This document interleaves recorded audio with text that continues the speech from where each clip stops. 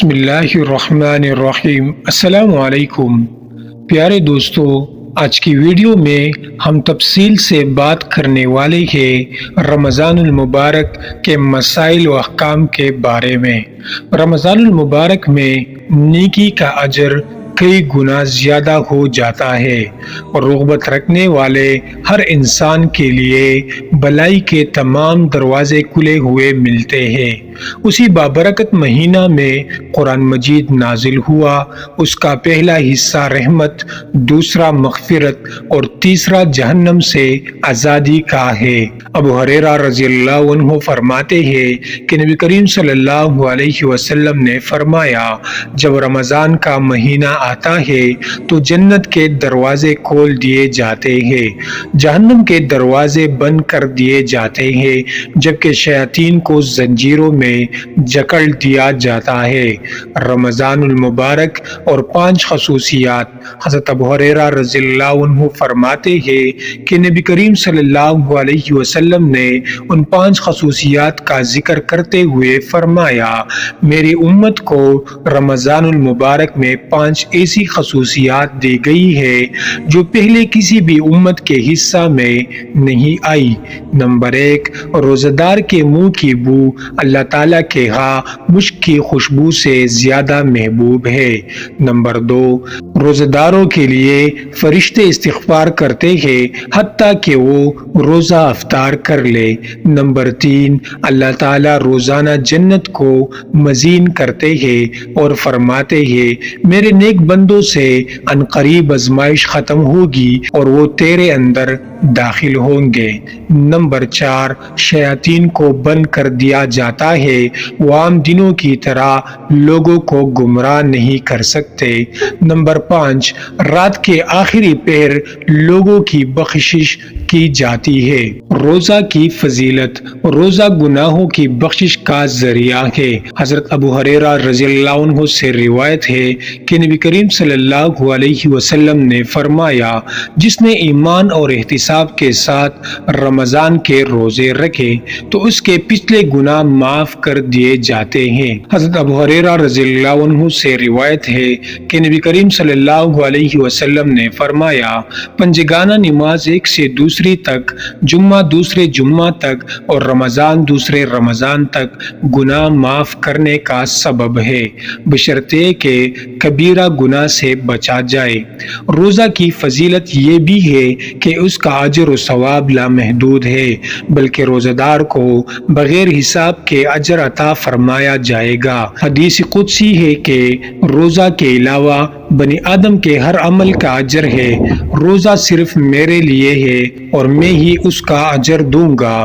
روزہ ڈال ہے، پس جو کوئی روزہ رکھے تو وہ فحش کاموں سے باز رہے، اور اگر کوئی اسے تنگ کرے یا لڑائی کرے تو وہ کہہ دے کہ میں روزہ سے ہوں۔ اس ذات کی قسم جس کی قبضہ میں محمد صلی اللہ علیہ وسلم کی جان ہے، روزہ دار کی منہ کی بو اللہ تعالیٰ کو مشک کی خوشبو سے زیادہ پسندیدہ ہے، اور روزہ دار کے لیے 2 خوشیاں ہیں، ایک روزہ افطار کرتے ہوئے اور دوسری روز قیامت اللہ رب العالمین سے۔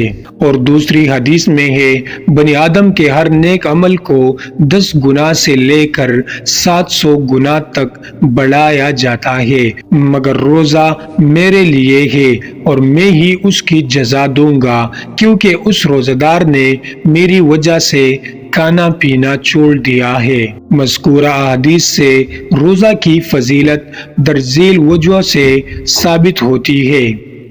نمبر 1، تمام عبادات میں سے اللہ تعالیٰ نے روزہ کے اجر و ثواب کو اپنے ساتھ خاص کیا ہے، کیونکہ روزہ اللہ تعالیٰ اور بندے کے درمیان ایک راز ہے جس سے دوسرا کوئی مطلع نہیں ہو سکتا۔ انسان چاہے تو چھپ کر کھا پی سکتا ہے، مگر اللہ تعالیٰ کے خوف اور اس کی خوشنودی کی خاطر وہ ایسا نہیں کرتا، گویا کہ روزہ ایک خالص ترین عبادت ہے۔ نمبر 2، اللہ نے روزہ کا اجر و ثواب بغیر حساب و کتاب دینے کا وعدہ کیا ہے، کیونکہ روزہ دار کو بھوک، پیاس، کمزوری، بدن جیسے حالات سے گزرنا پڑتا ہے، اور یہ کہ روزہ میں صبر کی تمام قسمیں جمع ہو جاتی ہے۔ نمبر 3، روزہ گناہوں سے بڑی مضبوط ڈال کا کام دیتا ہے۔ نمبر 4، اللہ تعالیٰ کے ہاں روزہ دار کی بہت ہی قدر و منزلت ہے، حتیٰ کہ اس کی منہ کی بو مشک کی خوشبو سے بھی زیادہ پسندیدہ ہے۔ نمبر 5، روزہ دار کو روزہ کھولتے ہوئے 2 خوشیاں حاصل ہوتی ہے۔ پہلا، افطار کی خوشی، دوسرا، جب اللہ تعالیٰ کے پاس پہنچے گا تو روزہ رکھنے کی وجہ سے خوش ہوگا۔ لیلۃ القدر کی فضیلت، رمضان المبارک کے آخری 10 دنوں میں ایک ایسی عظیم رات ہے کہ اس کی بندگی 1000 مہینوں کی عبادت سے بھی بڑھ کر ہے۔ اللہ جل شانہ نے اس رات میں قرآن مجید کو لوح محفوظ سے آسمانی دنیا پر نازل کیا، جہاں سے رسول اللہ صلی اللہ علیہ وسلم کی ذات گرامی پر اس مقدس کتاب کا نزول ہوتا رہا۔ اللہ تعالیٰ قرآن مجید میں ارشاد فرماتے ہیں، بے شک ہم نے اس قرآن کو لیلۃ القدر میں نازل کیا، اور تم کو کیا معلوم کہ لیلۃ القدر کیا ہے؟ لیلۃ القدر 1000 مہینوں کی بندگی سے بہتر ہے۔ اس میں فرشتے اور جبرائیل علیہ السلام اللہ تعالیٰ کے حکم سے نازل ہوتے ہیں، اور یہ رات طلوع فجر تک سلامتی ہی سلامتی ہے۔ لیلۃ القدر کی فضیلت درج ذیل وجوہ کی بنا پر ثابت ہوتی ہے۔ پہلا، اللہ تعالیٰ نے اس کے اندر قرآن مجید کو نازل فرمایا جو انسانیت کے لیے ہدایت کا سرچشمہ ہے۔ دوسرا، یہ رات 1000 مہینوں کی بندگی سے بھی بڑھ کر فضیلت کی حامل ہے، اس میں رحمت کے فرشتے نازل ہوتے ہیں۔ چوتھا، یہ رات سلامتی ہی سلامتی ہے اور لوگوں کو عذاب سے بچانے کا ذریعہ ہے۔ پانچواں، اس رات کی فضیلت میں ایک مکمل سورت نازل کی گئی جس کا ذکر پہلے گزر چکا ہے۔ نمبر 6، نبی کریم صلی اللہ علیہ وسلم نے فرمایا، جو آدمی شب قدر کو ایمان اور احتساب کے ساتھ گزارے تو اس کے سارے گناہ معاف کر دیے جاتے ہیں۔ لیلۃ القدر میں اللہ تعالیٰ بڑے بڑے گناہگاروں کو معاف فرما کر ان کے لیے اعلیٰ جنتوں کے دروازے کھول دیتے ہیں۔ خوش قسمت ہے وہ انسان جس نے لیلۃ القدر کو توبہ کی اور اپنے مالک کو راضی کر لیا، اور بدبخت ہے وہ انسان جس نے اس رات کو بھی رمضان المبارک کی طرح غفلت میں گزار دیا۔ روزہ ارکان اسلام میں سے ایک رکن ہے۔ اللہ تعالیٰ نے اس کو ہر صحت مند، مقیم، بالغ، عاقل مسلمان مرد و عورت پر فرض کیا ہے۔ اللہ تعالیٰ کا فرمان ہے، جو تم سے اس مہینہ کو پالے تو اسے چاہیے کہ روزہ رکھے۔ مریض، مسافر، حائضہ عورتیں اور نفاس والی عورتیں مستثنیٰ ہیں، جن کی تفصیل آگے آ رہی ہے۔ دخول رمضان کی تحقیق، رمضان المبارک کے شروع ہونے کا فیصلہ 2 طرح سے ہو سکتا ہے۔ پہلا، چاند نظر آ جائے۔ رسول اللہ صلی اللہ علیہ وسلم فرماتے ہیں، جب تم چاند کو دیکھو تو روزہ رکھو۔ اس کی صورت یہ ہے کہ ایک عاقل بالغ صاحب امانت و دیانت آدمی یہ گواہی دے دے کہ اس نے چاند دیکھا ہے۔ سنن ترمذی میں حدیث ہے، رسول اللہ صلی اللہ علیہ وسلم کے پاس ایک اعرابی آیا اور عرض کیا، یا رسول اللہ، میں نے رمضان کا چاند دیکھا ہے۔ آپ نے فرمایا، کیا تو گواہی دیتا ہے کہ اللہ تعالیٰ کے علاوہ کوئی معبود نہیں؟ اس نے کہا، ہاں۔ پھر آپ علیہ السلام نے پوچھا، کیا تو گواہی دیتا ہے کہ محمد صلی اللہ علیہ وسلم اللہ کے رسول ہے؟ اس نے کہا، ہاں۔ آپ نے فرمایا، اے بلال اٹھو اور لوگوں میں اعلان کر دو کہ وہ کل روزہ رکھے۔ نمبر 2، زمانہ حاضر میں اگر حکومت کی طرف سے ریڈیو، ٹی وی یا دیگر ذرائع سے چاند نظر آنے کا اعلان کر دیا جائے تو شرعی طور پر اس اعلان پر عمل کرنا واجب ہے۔ فتاوی شیخ ابن عثیمین۔ نمبر 3، فرمانی نبوی ہے، اگر تمہیں چاند نظر نہ آ سکے تو پھر 30 دن پوری کر لو۔ روزہ کو مشروع قرار دینے کی حکمت۔ پہلا، قربت الہی۔ روزہ قربت الہی کا ذریعہ ہے، کیونکہ مسلمان محبوب و مرغوب کاموں کو اس لیے ترک کر دیتا ہے کہ اس کا مالک اس سے راضی ہو جائے اور اس کی قربت نصیب ہو جائے۔ نمبر 2، تقوی کا سبب۔ روزہ رکھنا تقوی کا سبب ہے۔ فرمان الہی ہے، اے ایمان والو، تم پر روزہ فرض کیا گیا ہے جس طرح پہلے امتوں پر فرض کیا گیا تھا تاکہ تم متقی بن جاؤ۔ اس لیے نبی کریم صلی اللہ علیہ وسلم فرماتے کہ جو آدمی فحش گوئی اور برے اعمال کو ترک نہ کرے تو اللہ تعالیٰ کو اس کے بھوکے پیاسے رہنے کی قطعاً ضرورت نہیں ہے۔ نمبر 3، غور و فکر۔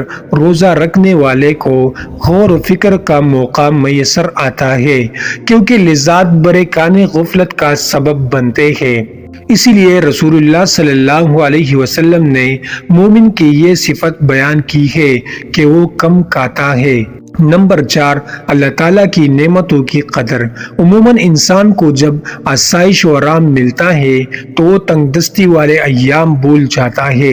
روزہ کے دوران جب بھوک اور پیاس کی شدت محسوس ہوتی ہے تو ان لوگوں کی حالت جاننے کا بڑا سنہری موقع ملتا ہے جن کو اللہ نے مال و دولت کی نعمت سے محروم رکھا ہے۔ نمبر 5، ضبط نفس۔ روزہ کی حکمت یہ بھی ہے کہ انسان اپنے نفس پر کنٹرول اور صبر کی مشق کرتا ہے اور پھر اس کے لیے اپنے آپ کو نیکی کی طرح چلانا انتہائی آسان ہو جاتا ہے۔ نمبر 6، کسر نفسی۔ روزہ انسان کو تکبر اور غرور سے دور کرتا ہے اور اس کا دل نرم ہوتا چلا جاتا ہے۔ نمبر 7، طبی فوائد۔ روزہ کی وجہ سے معدہ، جگر وغیرہ بہت سی بیماریوں سے محفوظ ہو جاتے ہیں۔ روزے کے آداب۔ پہلا، روزہ کی نیت۔ روزہ دار کو چاہیے کہ وہ روزہ کی نیت کرے، جیسے کہ رسول اللہ صلی اللہ علیہ وسلم نے حکم دیا ہے۔ روزہ کی نیت کے الفاظ ثابت نہیں، نیت دل کے ارادے کا نام ہے۔ دوسرا، سحری کھانا۔ نبی کریم صلی اللہ علیہ وسلم نے فرمایا، سحری کھایا کرو، بے شک سحری میں برکت ہے۔ تیسرا، سحری میں تاخیر۔ سنت نبوی صلی اللہ علیہ وسلم کی روح سے سحری تاخیر سے کھانا چاہیے۔ چوتھا، واجبات کی ادائیگی۔ روزہ کا چوتھا ادب یہ ہے کہ انسان اللہ تعالیٰ کی طرف سے نازل کردہ واجبات کی پابندی کرے، جن میں سب سے پہلے فرض نماز ہے۔ روزہ دار کو چاہیے کہ نماز کی شروط، ارکان، واجبات کا مکمل خیال رکھتے ہوئے نماز ادا کرے۔ پانچواں، افطار میں جلدی کرنا۔ روزہ دار کو افطار میں جلدی کرنا چاہیے۔ رسول اللہ صلی اللہ علیہ وسلم فرماتے ہیں کہ اللہ تعالیٰ نے فرمایا، مجھے وہ بندے بہت محبوب ہے جو افطار میں جلدی کرتے ہیں۔ نمبر 6، محرمات سے اجتناب۔ روزہ دار کو چاہیے کہ اس کام سے بچ جائے جس سے اللہ تعالیٰ نے منع فرمایا ہے۔ جھوٹ، غیبت، چغل خوری، ملاوٹ، موسیقی وغیرہ سے مکمل اجتناب کرے۔ مذکورہ محرمات کا ذکر ہم نے اس لیے کیا ہے کہ روزہ دار عام طور پر ان میں ملوث رہتا ہے، ورنہ دیگر حرام کاموں سے بھی بچنا ضروری ہے۔ نمبر 7، افطار کے وقت دعا۔ نبی کریم صلی اللہ علیہ وسلم فرماتے ہیں، افطاری پر کی گئی دعا ضرور قبول ہوتی ہے۔ نمبر 8، شکر الہی۔ روزہ دار کو چاہیے کہ وہ روزہ رکھنے کی توفیق پر اللہ تعالیٰ کے شکر ادا کرتا رہے۔ روزہ دار کو مندرجہ ذیل امور کا اہتمام کرنا چاہیے۔ پہلا، قرآن مجید کی تلاوت۔ قرآن مجید اللہ تعالیٰ کی نازل کردہ عظیم کتاب ہے۔ انسان کی تمام پریشانیوں کا حل اس کتاب میں موجود ہے۔ اس کے ایک حرف کی تلاوت 10 نیکیوں کا باعث ہے۔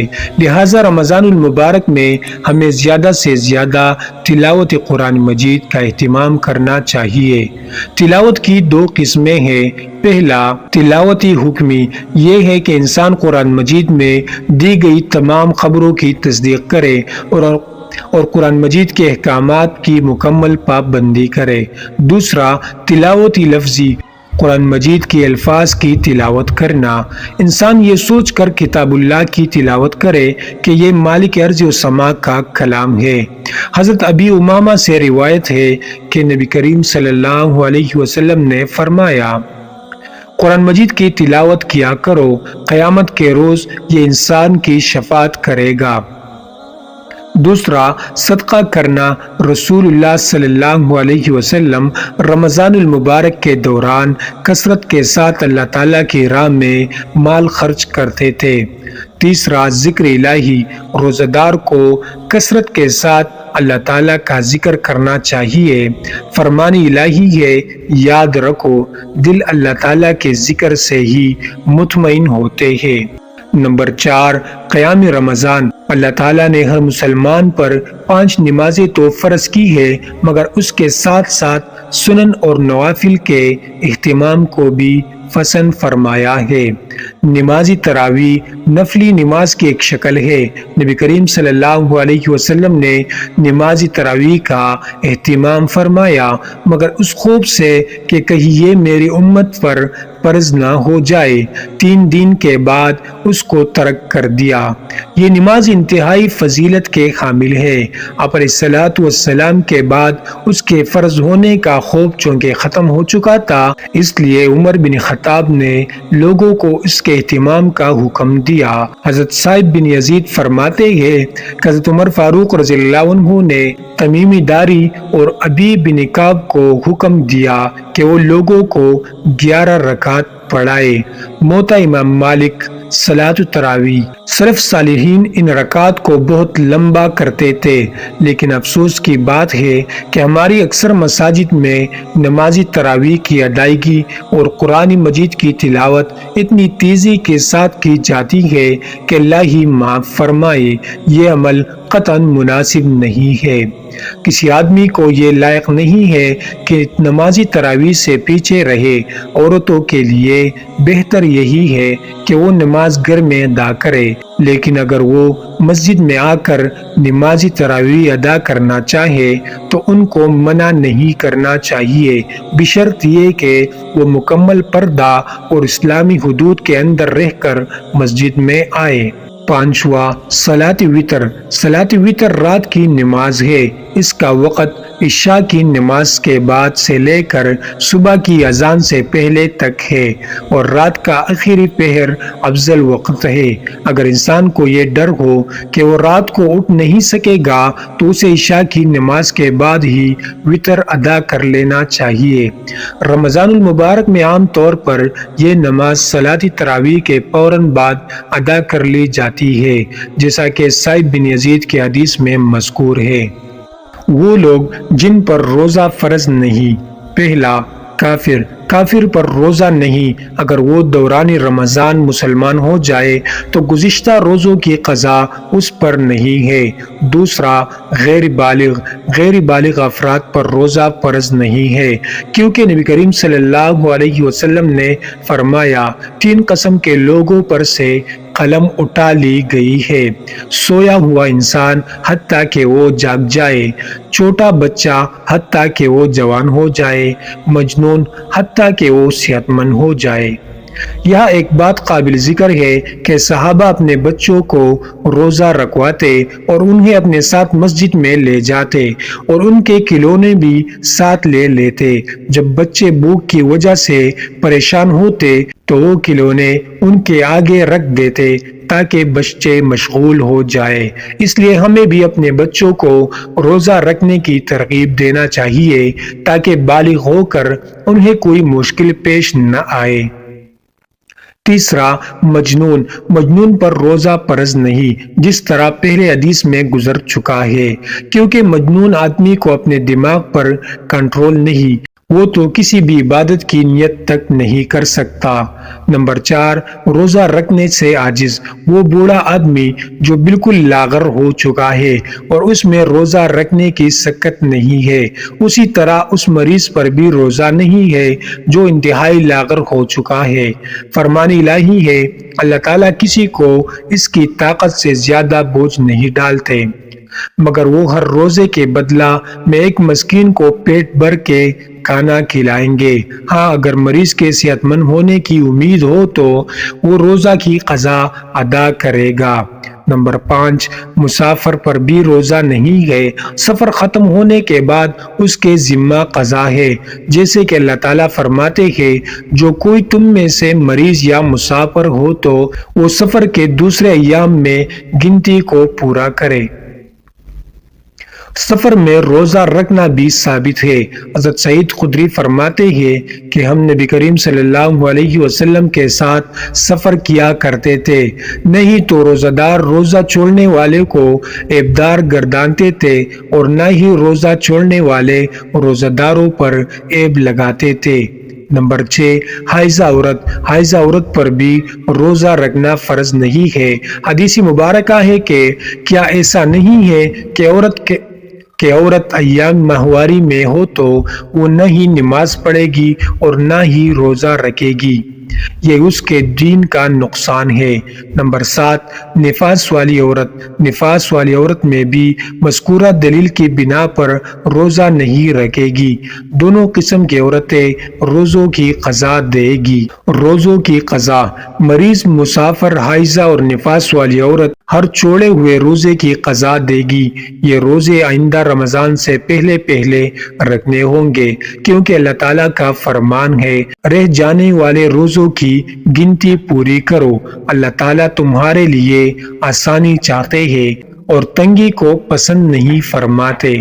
اگر کسی آدمی پر روزوں کی قضا ہو اور وہ روزے رکھنے سے پہلے فوت ہو جائے تو اس کے ولی کو چاہیے کہ مطلوبہ روزے رکھے۔ نبی کریم صلی اللہ علیہ وسلم نے فرمایا کہ جب کوئی آدمی فوت ہو جائے اور اس کے ذمہ روزوں کی قضا ہو تو اس کا ولی روزے رکھے۔ روزہ دار کے لیے جائز امور: پہلا، آنکھوں میں دوا ڈالنا، دوسرا، مسواک کرنا۔ حضرت عامر بن ربیعہ فرماتے ہیں کہ کئی بار نبی کریم صلی اللہ علیہ وسلم کو دیکھا کہ وہ روزہ کی حالت میں مسواک کر رہے تھے۔ نمبر 3، حالت جنابت میں سحری۔ حالت جنابت میں انسان سحری کھا سکتا ہے، اس کے بعد وہ غسل کرے۔ رواہ ترمذی۔ نمبر 4، بوس و کنار۔ جس آدمی کو اپنے نفس پر مکمل کنٹرول ہو اور اس کو حد سے گزرنے کا خطرہ نہ ہو تو وہ اپنی بیوی سے بوس و کنار کر سکتا ہے۔ نمبر 5، نہانا یا سر پر پانی ڈالنا۔ روزہ دار کے لیے غسل جائز ہے۔ رمضان کے استقبال کے لیے 1 یا 2 دن پہلے روزہ نہیں رکھنا چاہیے۔ ماہ رمضان کے آخری 10 دن، رمضان المبارک کے آخری 10 دنوں میں اللہ تعالیٰ لاتعداد لوگوں کو جہنم کی آگ سے آزاد کر دیتے ہیں۔ اس لیے انسان کو اگرچہ پوری رمضان میں ہی نیک اعمال کے مکمل صحیح کرنا چاہیے، مگر آخری 10 دنوں میں خصوصی طور پر اعمال صالحہ کا اہتمام کرنا چاہیے۔ حضرت عائشہ فرماتی ہے کہ بے شک نبی کریم صلی اللہ علیہ وسلم رمضان المبارک کے آخری 10 دنوں میں اتنی عبادت کرتے تھے کہ اس طرح کسی اور دنوں میں نہیں کرتے تھے۔ اور ایک حدیث میں ہے کہ آپ علیہ الصلوۃ والسلام آخری عشرہ میں راتوں کو جاگتے اور عبادت الہی کے لیے کمر باندھ لیتے تھے اور اہل خانہ کو بھی جگا لیتے تھے۔ رواہ مسلم۔ اللہ تعالیٰ نے ہمیں انتہائی مختصر وقت کے لیے دنیا میں بھیجا ہے، ان قریب ہی ہم خالق کے حضور کھڑے ہو کر اپنے اعمال کا حساب و کتاب دینے والے ہیں۔ اس لیے ماہ رمضان کے لیے مناسب تیاری کرے اور پورا مہینے خاص طور پر آخری 10 دنوں میں بھرپور کوشش کر کے مالک ارض و سما کو خوش کر لے۔ پیارے دوستو، مزید اسلامک واقعات اور قصص الانبیاء کے لیے چینل کو ضرور سبسکرائب کریں۔